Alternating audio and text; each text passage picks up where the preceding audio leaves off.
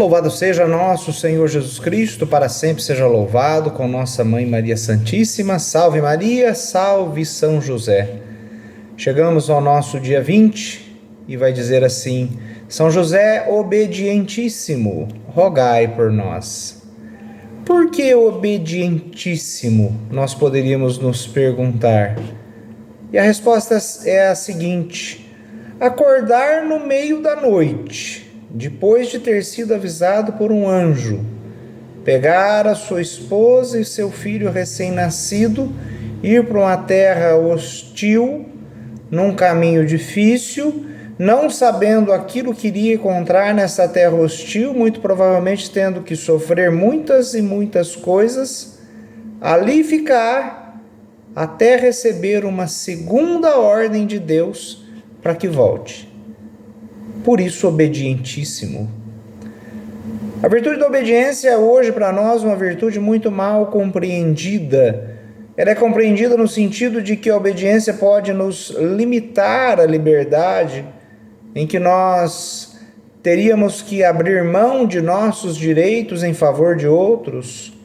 E, no entanto, se nós observarmos bem as leis, elas dão para nós uma verdadeira liberdade, uma felicidade. Tanto leis naturais como leis divinas. Observem as leis de trânsito, por exemplo. Nós as obedecemos para que nós possamos chegar seguros ao nosso destino e muitas vezes evitar acidentes e algumas outras coisas.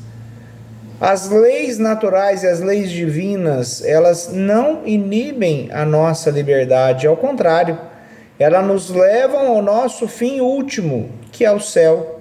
Nós não vamos entrar nas questões das leis injustas. Eu estou falando das leis naturais e das leis divinas.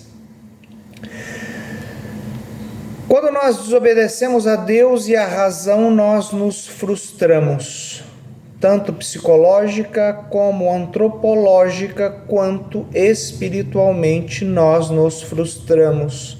E nós corremos o risco de nunca chegarmos ao céu ao desobedecermos estas leis. E São José é para nós o modelo perfeito de obediência. E toda obediência, ela requer confiança. Confiança em uma pessoa. A falta de confiança levou à queda de Adão e Eva. Eles não confiaram em Deus. Eles preferiram se levar pelo engano da serpente, que levou uma dúvida sobre a confiabilidade de Deus. Quando a serpente vai dizer assim: é verdade que Deus os proibiu de comer de todos os frutos que estão aqui nesse jardim? Eva vai e responde: não, Deus proibiu que a gente comesse somente deste que está no centro do jardim, porque se comêssemos nós morreríamos. Aí vem o veneno. Deus disse isso porque Ele sabia que o dia que vocês comessem deste fruto, vocês seriam iguais a Deus. Eles não confiaram em Deus. São José e a Virgem Santíssima confiaram em Deus, não em um paraíso, mas em um deserto. E eles estavam dispostos a sofrer quaisquer cruzes e dificuldades somente pela obediência a Deus. Ao ouvir o anjo, com confiança, São José nos ensina a termos a mesma confiança amorosa. São José, ele nos fará crescer nesta virtude tão importante que é a virtude da obediência. E vários santos nos ensinam isso, especialmente uma santa de nossos tempos que teve muitas visões, inclusive visões de São José, e nessas muitas visões de São José ela pedia a sua intercessão, a sua ajuda na sua missão, e ela pedia que São José o ajudasse a obedecer. E São José ajudou a obedecer aos seus superiores, mesmo quando eles, em loucura, pediram até uma avaliação psicológica. para Santa Faustina, mas ela obedeceu. E veja, a obediência não é só para o clero, para os bispos, para os padres, para os diáconos, para os religiosos e para os consagrados. Não, a obediência é para todos. Todos devem obedecer, tanto às leis de Deus, como às leis naturais. Toda a obediência que nós temos para com Deus e para com sua igreja, indo à missa, guardando os dias santos, obedecendo os mandamentos de Deus, obedecendo os mandamentos da igreja, tudo isso mostra que nós confiamos em Deus e que nós obedecemos a Deus. E veja, quando nós falamos de obediência às leis naturais, nós estamos falando de algo muito sério. Por exemplo, o casamento entre um homem e uma mulher é uma obediência a uma das leis naturais. As questões de gênero também são obediências a uma lei natural. Casamento só existe entre o homem e uma mulher. As questões do aborto, a defesa da vida, são obediências às leis naturais.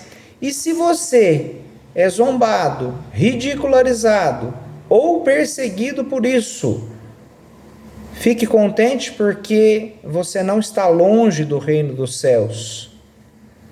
São José, ele tinha a sua obediência ao Espírito Santo, e nele, no Espírito Santo, ele encontrava a sua fonte de amor. Vai dizer para nós São João Paulo II. E uma figura muito bonita é a figura de São José dormindo.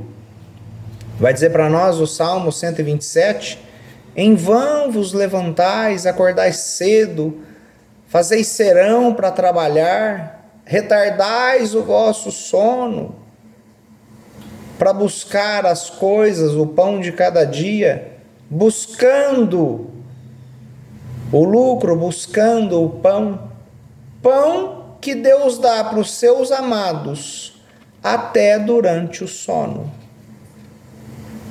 Deus ama o sono. Deus criou o sono como algo bom. Nós passamos aproximadamente 1/3 da nossa vida dormindo. Deus próprio descansou no 7º dia. E como diz o Salmo, Deus fala com os seus durante o sono. Em São José nós temos 4 ocasiões em que Deus falou com ele durante o sono. E sobre o sono de São José é preciso dizer que Satanás ele teme São José dormindo, porque o seu sono é poderoso e importante. Veja, meus irmãos, Nossa Senhora responde a Deus com o seu fiat. Obedientemente a Deus, Nossa Senhora vai dizer: faça-se em mim segundo a tua palavra, fiat. E São José também tem uma resposta para Deus, só que a sua resposta não é com palavras, a sua resposta é com atos. Vai dizer para nós a palavra: quando acordou, José fez como o anjo lhe tinha falado. Os dois responderam o fiat. Nossa Senhora responde com palavra, São José responde com um ato. Isso tudo, esses dois fiates, eles são uma contrapartida ao não servirei que Satanás disse na sua rebelião no céu. O sono de São José é uma oração. A nossa eternidade, também chamada descanso eterno, a eternidade é um descansar em Deus. E São José continua a sua missão no céu de descansar em Deus, de orar em Deus, estar com Deus. São José é por nós também no céu. Nós temos uma devoção muito bonita de São José dormindo, aquela estátua de São José dormindo, em que muitas pessoas pegam um pedaço de papel, escrevem o seu pedido e pedem para que São José sonhe com o seu pedido. E grandes graças acontecem com isso. Grandes coisas acontecem no sono de São José. Graças são alcançadas. Nós pedimos que São José durma por nós, que São José, dormindo, reze por nós. Existe um poema muito bonito de Charles de Péguy, em que ele vai, um poema sobre os portais dos mistérios da segunda virtude, a virtude da esperança, em que ele fala da perspectiva de Deus, do ponto de vista de Deus. E ele vai dizer que Deus se compraz com os seus filhos enquanto eles dormem. Ele vai dizer que o sono e o trabalho são dois irmãos. Ele vai dizer sobre a confiança na providência durante o sono, sobre cumprir o mandamento de Deus durante o sono. Nada erra quem dorme bem, quem descansa. Nós não podemos ser viciados em trabalho. São José não era viciado em trabalho. O sono revigora a nossa alma. Deus nos comunica durante o sono. Por fim, dormir não é desperdício de tempo. Dormir é agradável a Deus. E eu acho que vale a pena nós lermos este poema, porque é algo muito importante para nós nesse dia. E que depois deste poema, depois desta pequena colocação, depois desta meditação no dia de hoje, que nós possamos, em nome de Jesus, dormir muito bem, cumprindo a vontade de Deus, a partir de hoje e em todos os dias de nossa vida, até quando Deus nos chamar ao descanso eterno. Vamos ao poema. Charles de Péguy, francês, poeta francês. Apenas dormir. Por que as pessoas não recorrem a isso? Dei a todos este sossego, diz Deus, não o vendi. Quem dorme bem, vive bem. Quem dorme, reza. Quem trabalha, reza também. Mas há um tempo para tudo, para dormir e para trabalhar. O trabalho e o sono vão como dois irmãos e entendem-se muito bem quando juntos. E o sono conduz ao trabalho, assim como o trabalho conduz ao sono. Trabalha bem aquele que dorme bem aquele que trabalha bem. E contudo dizem-me que há homens que não dormem. Não gosto de homens que não dormem, diz Deus. O sono é amigo do homem, o sono é amigo de Deus. O sono talvez seja a minha mais bela criação. E também eu descansei no 7º dia. Quem tem o coração puro dorme, e quem dorme tem o coração puro. Eis o grande segredo para ser infatigável como uma criança. Sim, dizem-me que há homens que trabalham bem e dormem pouco, que não dormem. Que falta de confiança em mim. Falo daqueles que trabalham e não dormem, sinto pena deles. Falo daqueles que trabalham e, ao agirem assim, cumprem meu mandamento. Coitados. E por outro lado, aqueles que não têm coragem, não têm confiança para dormir. Tenho pena deles. Isso me irrita um pouco. Não confiam em mim. Como a criança repousa inocente nos braços da mãe, eles não repousam inocente nos braços da minha providência.